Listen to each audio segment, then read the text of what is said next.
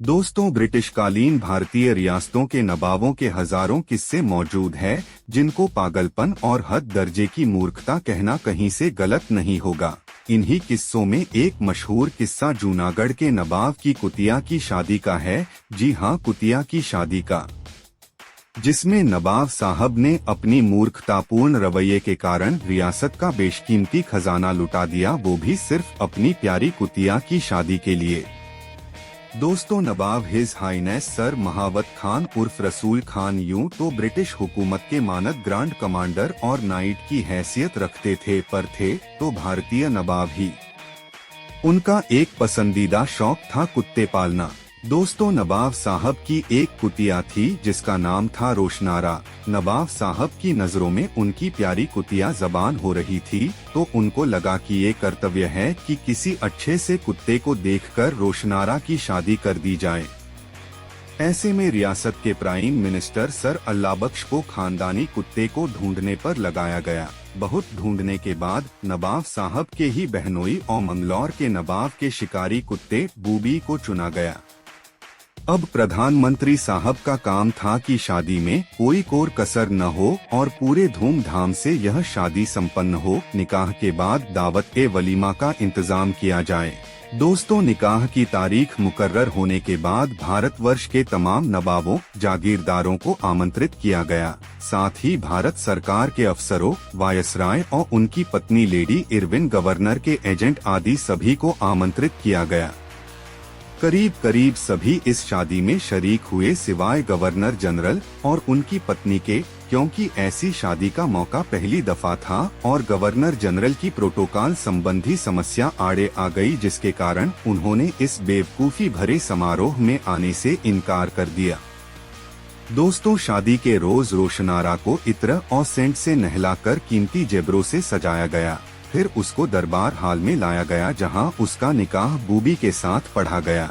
रोशनारा के गले में हार, पूंछ पर जेवरात, पैरों में बाजूबंद और बदन पर रेशमी जरी की पोशाक भी पहनाई गई, मगर कुतिया कपड़े नहीं पहने थी। बारात के समय दूल्हे की आगवानी लिए नवाब जूनागढ़ रेलवे स्टेशन पर पहुंचे। उनके साथ कीमती पोशाकों में हीरे जवाहरात पहने तकरीबन 250 कुत्तों का जलूस हाथियों पर सोने चांदी की हौदों में सवार होकर महल से गया था। मिनिस्टर लोग, रियासत के बड़े बड़े अफसरान, अहलकार, नवाब के परिवार के लोग सभी दूल्हे बूबी की आगवानी के लिए स्टेशन पर मौजूद थे। लाल रंग की कालीन पर फौज ने सलामी दी। अब बारात की शक्ल में बूबी को दरबार हाल तक पहुंचाया गया। निकाह ठीक उसी ढंग से हुआ जैसे काजी शहजादियों के निकाह पढ़वाते थे। करीब 700 दरबारियों और सारे हिंदुस्तान से आए हुए मेहमानों की मौजूदगी में निकाह की रस्म अदा हुई। इस समारोह में पूरे रियासत में 3 दिन की छुट्टी का ऐलान किया गया। मेहमानों समेत करीब 50,000 लोगों को बहुत उम्दा खाना खिलाया गया। इस अजब ढंग की दावत का हाल ये था कि सुबह, दोपहर और शाम के 3 वक्त का खाना बैलगाड़ियों और ट्रकों में भरकर लोगों के घरों तक पहुंचाया जाता था। दावत में बड़ौदा, बम्बई और इंदौर से आई हुई खूबसूरत तवाइफों ने नाच गाने से मेहमानों का मनोरंजन भी किया।